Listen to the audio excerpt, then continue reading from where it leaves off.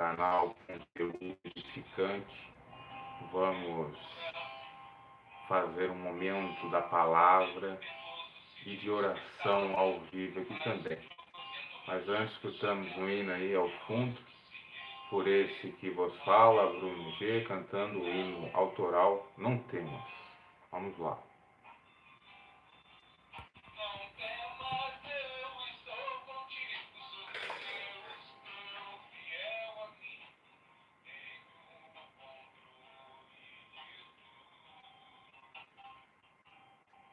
Não temas, eu te amo tanto, sou teu Deus, o acalanto.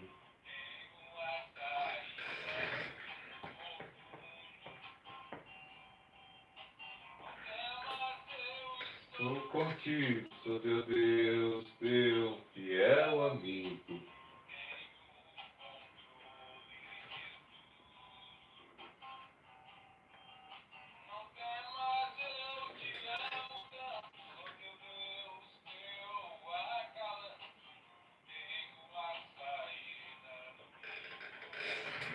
Cai de fundo.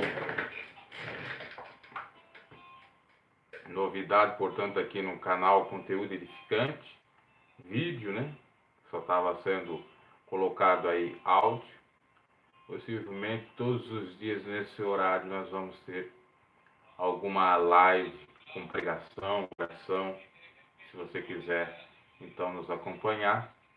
Por volta aí das 10, 11 horas, então esteja nesse canal.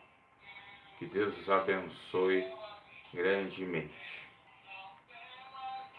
Abra a vossa Bíblia em aos Colossenses, capítulo 4, versículo 2 em diante, até o 6. Aos Colossenses, capítulo 4, versículo 2 até o 6.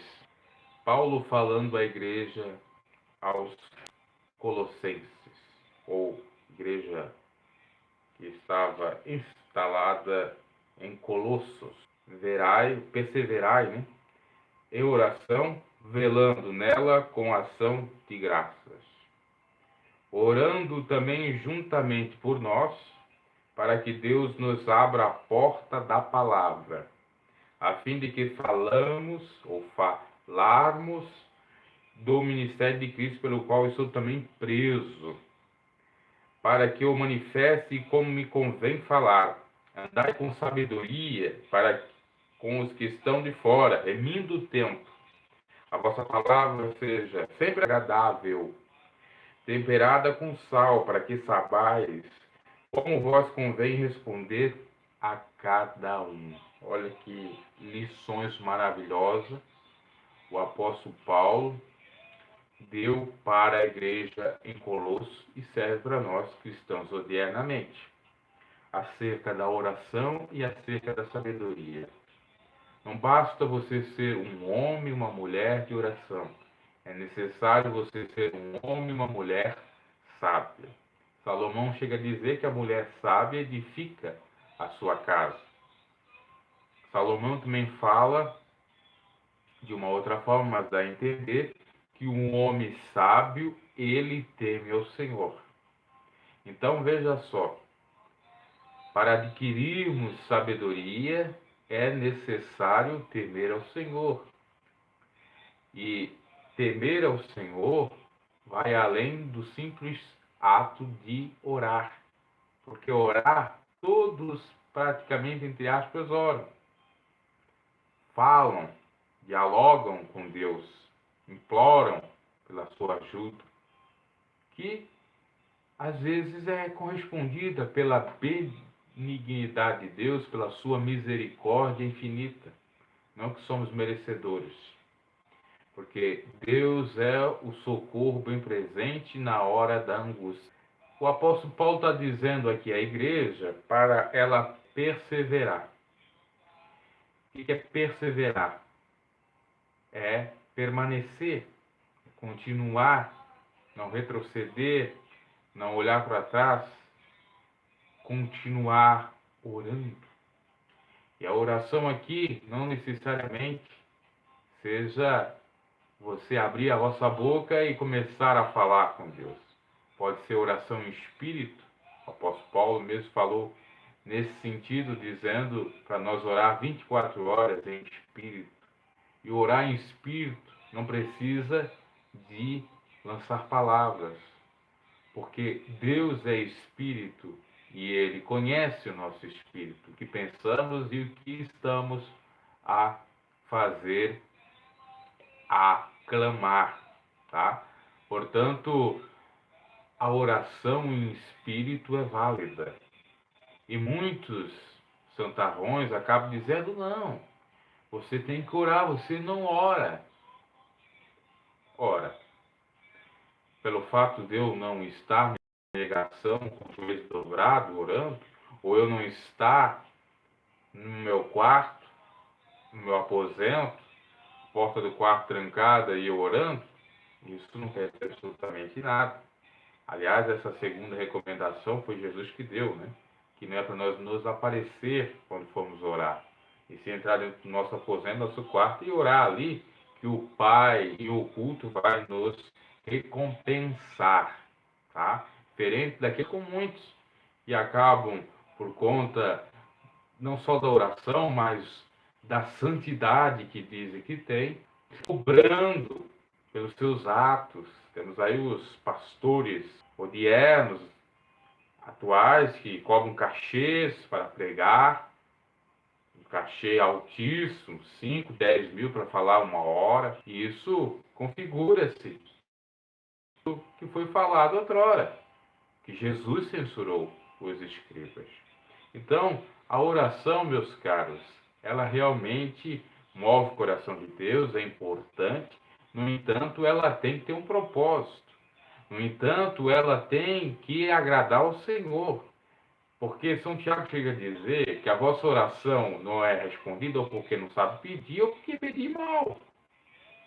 E por que a vossa oração não é respondida? É a indagação. Faça a si mesmo. Isaías, o profeta, chegou a dizer que as mãos de Deus estão estendidas para nos abençoar, os seus ouvidos prontos para nos ouvir. No entanto, há uma barreira chamada iniquidade que impeça disso acontecer. E a iniquidade é exatamente aquilo que São Tiago disse: não saber pedir ou pedir mal, por isso que não recebe. E aqui o apóstolo Paulo ressalta que nada adianta sermos apenas homens e mulheres de oração e termos recebido de Deus as suas bênçãos por intermédio da oração. Porque o que vale também é a sabedoria. E poderia estar exatamente naquilo que Jesus falou: vigiai, você, por exemplo, não ama o seu próximo. Não adianta você dizer que é um homem de oração santificado se você contumazmente peca. É um pecador contumaz que não se arrepende. Você é ou você não é? Ou você é santo ou não é? Oxalá seja frio ou quente, porque morno vomitar-te da minha boca. É o que o Senhor Jesus diz para a igreja de Laodiceia. Então vamos perseverar em oração. E o que é perseverar em oração?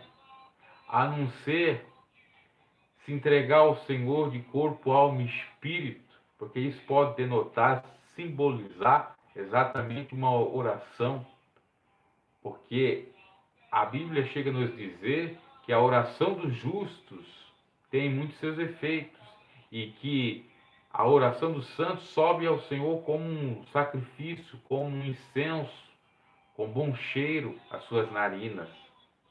Portanto, quando de fato fazemos a vontade do Senhor, há essa entrega, a nossa oração sobe aos céus, é válida, Deus responde. No entanto, se não formos sábios, nós vamos acabar entregando as pérolas aos porcos, nós vamos acabar entregando as coisas santas para os cães, porque tudo que foi feito outrora seria ou será debalde. O inimigo, ele não quer que oremos, porque ele sabe que Deus responde a oração e o clamor de um justo, de uma justa mulher de Deus. Só que também, quando acabamos de orar, se não oramos falando, acabamos de orar pensando no Senhor, o inimigo lança suas setas para nós sermos o quê? Pessoas ignorantes, com pouco entendimento do Evangelho, para que na prática nós fazemos pecado e tenhamos, portanto, a maldição, perdemos a bênção do Senhor. Então, perseverar em oração, de fato, é ser constante na santidade. Isso na prática, porque aí você está sendo sábio. Velando, aqui o apóstolo Paulo chega a dizer, velando, vigiando, zelando, nela com ação de graça, ou seja, é para orar e para fazer ação de graças. Estava vendo algo na internet recentemente acerca da ação de graças, que é um dia feriado nos Estados Unidos, por conta de uma benção de ordem da agricultura, digamos assim, fartura na colheita do milho, e já há anos que tem essa prática, esse costume lá. Inclusive, na época do governo militar no Brasil, tivemos isso, né? Um dia de ação de graça, para agradecer a Deus e tal, muito importante. É extraído daqui. E essa ação de graça é agradecer a Deus, fazer aquilo que aquele único leproso, após ser curado, fez, retornar ao Senhor e agradecer pelo aquele milagre, pelaquela bênção. Então é necessário orarmos e é necessário agradecer. Não adianta nós simplesmente orarmos e não agradecer o Senhor por tudo que Ele tem nos feito, até aquilo que nós nem imaginamos, que nós recebemos num dia e nem nos demos conta. Orando também juntamente por nós, ou seja, pelos irmãos, pela igreja, pelo povo, pela nação brasileira que está vivendo um caos com essa greve dos caminhoneiros. Não sou contra, sou a favor, tem que reivindicar seus direitos. Todo mundo, à luz da Constituição Federal brasileira, tem esse direito, claro, sem baderna, com ordem, com decência. No entanto, é necessário esse mal, entre aspas, para melhorias.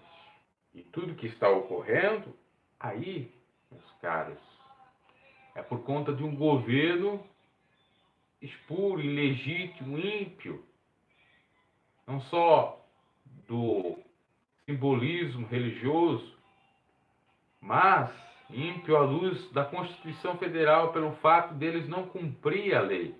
E que seria certo, correto ser chamado pela forma jurídica, ilicitudes, crimes. Então, nós devemos orar pela nação brasileira, para que esses movimentos, esses protestos, não fiquem simplesmente por ficar. Que eles de fato ecoam, cheguem no governo com impacto e eles venham mudar aquilo que está errado. Nós temos que orar para que a solução venha, para que todos ganhem, principalmente a população está cansada de vivenciar diariamente essas situações de insegurança, de corrupção, porque volta num partido, volta num político, acreditando que ele vai fazer realmente coisas boas para a população, na área da saúde, transporte, segurança, etc. E nada se faz. Isso frustra a pessoa. Isso acaba com que haja um sentimento de dúvida, de ceticismo. E o caos se instala por conta dessas dúvidas incógnitas. Só o Senhor. Muitos usam aquele argumento, aquela passagem bíblica de Salmos, acerca de bendita a nação cujo Deus é o Senhor. No entanto, na prática, eles não têm o temor de fazer isso. Usam isso apenas como pretexto, discurso para ganhar o voto daqueles que são cristãos. E o povo cristão acredita, não duvida, no sentido bom, quando Jesus mesmo disse para cautelar os falsos profetas. esses não deixam de ser falsos mestres, falsos profetas. Quero governar para si e não para o povo. Quero governar em nome da ordem mundial, querem governar em nome dos poderosos, seguir o que os poderosos querem e não, de fato, o que a população precisa. Não estou defendendo com isso comunismo, socialismo, nada disso, porque no Evangelho não existe nenhuma dessas ideologias, todas essas se dissipam, se acabam, reduzem a nada. Ideologia de política partidária de esquerda, de política partidária de direita, de centro, de comunismo, de socialismo, de capitalismo, nada disso. A realidade é população sofrendo, necessário é tomar algumas medidas para que melhore, para que ela possa ter as suas necessidades supridas, dignidade para viver. Isso é evangelho. Isso é o que pregava a igreja primitiva, porque nenhum deles tinha que se queixar no sentido de alimento com relação às suas necessidades básicas, comer, beber, vestir, possivelmente até mesmo trabalho. Então, meus caros, temos que orar, mas também a oração, aquilo que eu já falei no início, é se entregar, para na prática fazer algo para mudar. Essa é uma oração que sobe ao Senhor também. Principalmente para aqueles que podem fazer algo, que são autoridades revestidas de competência para resolver as problemáticas. Para que a verba, para que o dinheiro que é extraído dos impostos possa chegar no destino. Para que essas altas taxas de impostos sejam diminuídas. Porque se ainda essas altas taxas de impostos retornasse para nós em benefício, não teria problema algum. O problema é que existem altas taxas de impostos, não é só na gasolina, não é só no diesel, em todas as mercadorias, né? Cada vez ou a cada dia, né? Eu sei que é uma hipérbole, mas parece que é quase igual a isso mesmo, surge um novo imposto. E aí você tem a carga de impostos mais alta do mundo. Em contrapartida, não tem benefícios que poderiam ser disponibilizados a partir dessa cobrança de impostos. Então, isso não é governar para o povo. Isso que a nação está sofrendo. E tem ditos cristãos lá defendendo essa prática, essa política errada à luz do Evangelho. Porque o Evangelho é amar o próximo é ajudar aquele que está nas suas necessidades. Se é necessidade física, saúde, ter uma saúde boa, hospitais, postos de saúde que possa atender essa população. Se a carência é segurança, que tenha de fato policiais na rua, que honram de fato a sua farda, que sejam de fato para defender, guardar o cidadão, que tenha contingente, salário digno, que toda a sua armação, ou melhor dizendo, todo o seu armamento não seja desfasado, sucateado. Então, é necessário mudança, é necessário melhoria nesse sentido. Eu poderia aqui citar outras áreas. Você parece, dá para entender o que eu estou falando. Então, devemos orar e, se somos competentes, fazer algo no sentido da lei, da legislação. Isso serve para os tais que dizem cristãos e estão lá em Brasília ou estão em alguma repartição pública ou cargo público que pode fazer alguma coisa para o povo. Porque se de fato amamos o nosso próximo, nós fazemos a sua necessidade ser suprida. Se a necessidade é comida, é bebida, é transporte, é emprego, devemos nós cristãos orar, nos unir com bom e consolável é que os irmãos vivam em união, para orar, para fazer ação de graças e para praticar a caridade, para praticar de fato a obra do Senhor, que é o povo. Porque aquele que diz que ama a Deus e não ama o seu próximo, esse é hipócrita, esse não receberá galardão. Porque a obra do Senhor é o povo necessitado, carente, que necessita das bênçãos do Senhor. Você tem que pensar nesse sentido, porque muitas das vezes as pessoas pensam o seguinte: não, eu estou fazendo a obra do Senhor, Deus está me vendo. Será mesmo? Você tem ajudado o próximo de fato? Cabe a pergunta. Você tem que pensar nesse sentido. Então, oremos unidos para que Deus nos abra a porta da palavra. E o que seria a porta da palavra? A oportunidade para que o evangelho seja propagado. A oportunidade para que o nome do Senhor seja exaltado. A oportunidade para que, de fato, nós exerçamos. Estamos retornando à live que caiu, né? Eu falava acerca de se abrir a porta da palavra para a pregação do Evangelho. E Paulo dizia para nós, então, perseverar na oração e ação de graça, orando junto com a igreja, para que Deus, então, abra a porta da palavra, tanto no sentido da oportunidade para pregar o Evangelho, como também para se despertar o dom da palavra em cada indivíduo que segue. É o Senhor que tem vontade de falar do mistério de Cristo, a fim de que falamos do mistério de Cristo, pelo qual estou preso. Então o apóstolo Paulo diz que ele está preso pelo mistério de Cristo. E que seria o mistério de Cristo? O Evangelho, Boa Nova. Pelo fato de ele estar crucificado simbolicamente, crucificando a sua carne, seus desejos, ele, Paulo, considera-se prisioneiro de Cristo. E nós que seguimos a Cristo estamos realmente prisioneiros, porque quem está em Cristo não há mais nenhuma condenação. No entanto, para o mundo, ele é condenado. No entanto, para o maligno, para o pecado, nós somos réus, condenados, sentenciados e estamos num cárcere. No cárcere do mundo, no cárcere do maligno e no cárcere do pecado. Sendo, obviamente, liberto em Cristo, porque a verdade nos libertou. E a verdade nos libertando, nós estamos verdadeiramente livres, como disse Jesus. No entanto, para o mundo nós estamos presos, porque eles dizem: olha, eles estão loucos. Eles são loucos para fazer isso, para fazer aquilo. Mas nós estamos livres. O maligno diz: vocês estão perdendo o tempo. Vocês estão perdendo a sua vida, sim, para ganhar a vida eterna, como diz Jesus.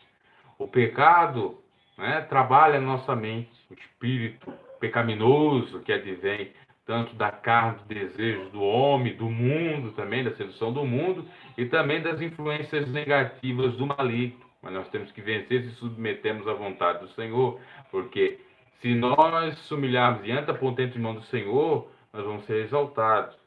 Se nós nos humilharmos e confiarmos no Senhor e resistir à sua vontade, não resistir à sua vontade, perdão, fazendo a sua vontade, resistiremos os desejos carnais e a vontade do maligno. Então, ele vai operar. Para que o manifeste como convém falar com os irmãos, ou em união, para que Deus abra a porta da palavra, tanto para nos dar a oportunidade de pregar o Evangelho, bem como a sabedoria para como pregar esse Evangelho, que é o mistério de Cristo, que pelo qual Paulo e todos aqueles que são imitadores de Paulo, assim como ele é de Cristo, estão para falar, para fazer, né, a obra de Deus, para que então se manifeste, se externe aquilo que convém falar, aquilo que é dos céus, aquilo que seria da vontade do Senhor, que sejamos, portanto, porta-vozes do Senhor.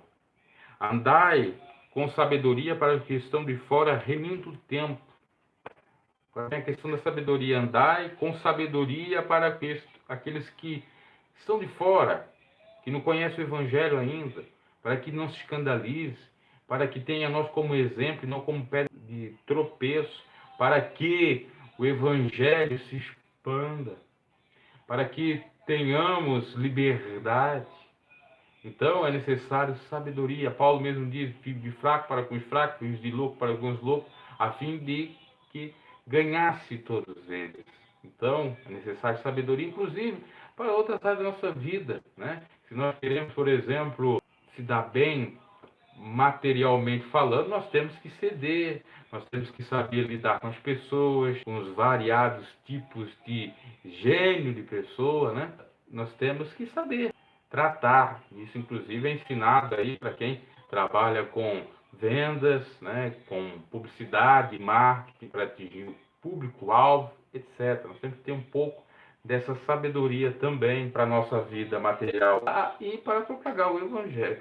É isso que o apóstolo Paulo está dizendo. E remindo o tempo. O que é remir o tempo? É não desperdiçar o tempo. É aproveitar de fato o tempo. É carpe diem, aproveitar o tempo.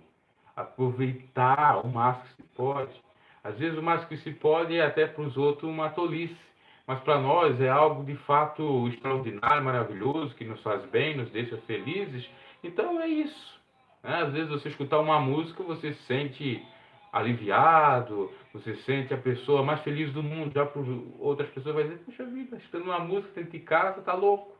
Eu gosto disso. Cada um tem um desejo, cada um se sente feliz com alguma coisa. Então, devemos respeitar e lutar por aquilo que nos faz de fato bem. E principalmente seria, né, nós ocupar as nossas mentes fazendo a obra do Senhor, fazendo aquilo que manda o Senhor Jesus na sua palavra, amar o próximo como a si mesmo e a Deus sobre todas as coisas, né?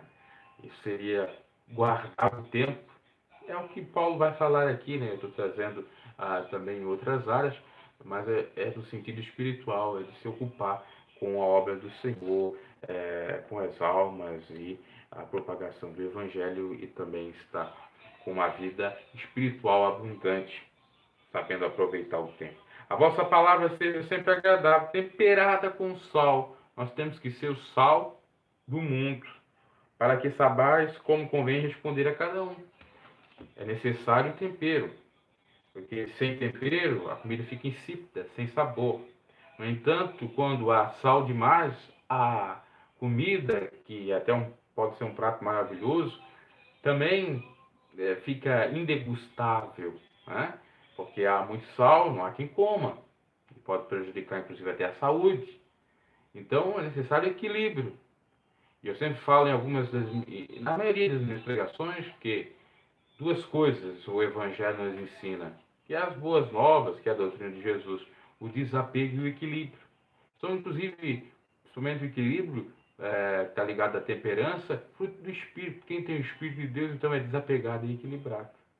Ele desapega totalmente das coisas, no entanto, ele tem o equilíbrio de saber lidar com as coisas e não desapegar-se, eu diria, de uma forma totalmente errônea, né?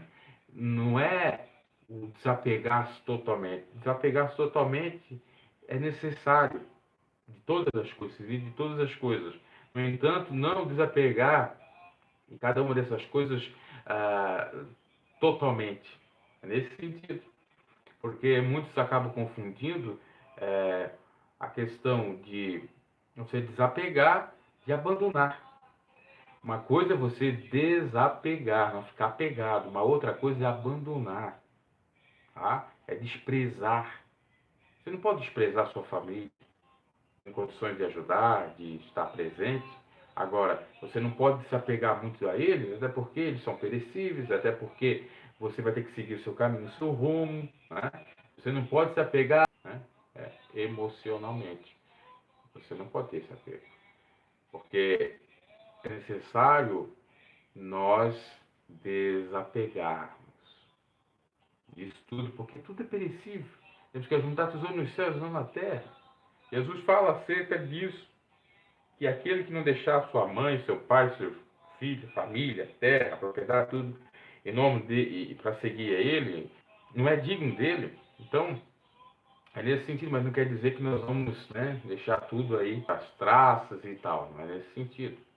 Queremos desapegar, no sentido de que aquilo não pode ocupar mais tempo na sua vida, que aquilo não pode estar em prioridade na sua vida. Quem tem que estar é Deus, que a nossa vida espiritual está acima da nossa vida material, dessa vida aqui terrena, né? Nesse aspecto. Então, meus caros, essa foi a mensagem do Senhor.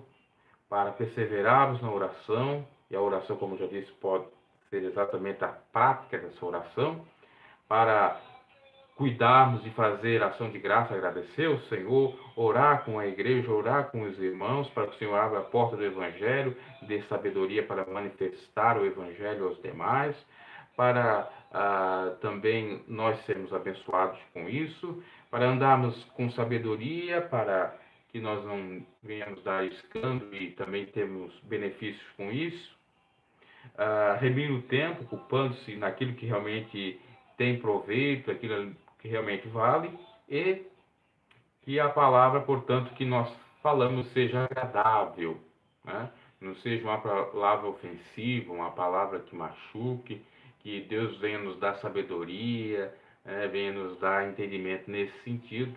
É claro que às vezes você falando a verdade, e ela pode machucar, é válido você falar a verdade do que você mentir a verdade. Ou é válido você ou mentir, não falar nada, do que falar.